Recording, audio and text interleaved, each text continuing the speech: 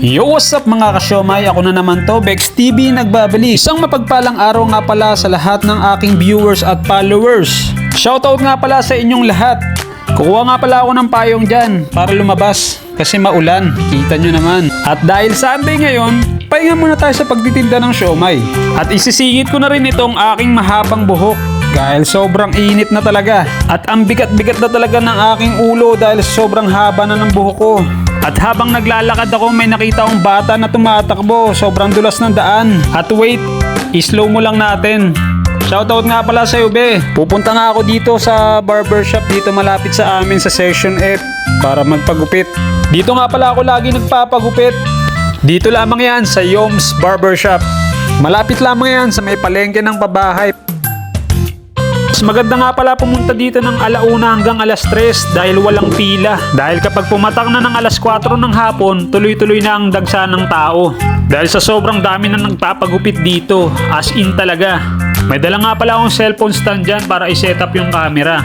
At ayun nga pala si Yoms the Barber. Shoutout nga pala Sir John Moy. Maganda rin pala talaga kapag may isa kang barbero para uupo ka na lang at alam na yung gugupit sa'yo. Ginamitan ko na nga pala to ng time-lapse para mas mabilis.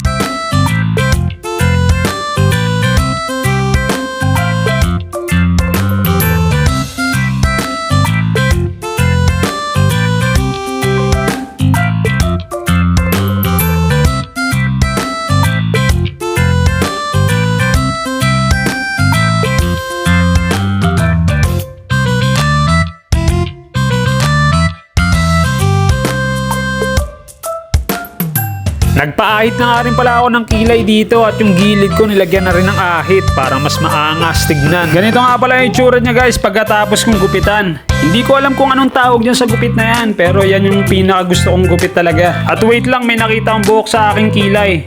Take 2 nga pala. Ganito nga pala yung itsura niya pagkatapos kong gupitan guys. Ayan, sobrang linis talaga. Salamat nga pala kay Yoms the Barber. At nagmukha na naman tayong bata for today's video.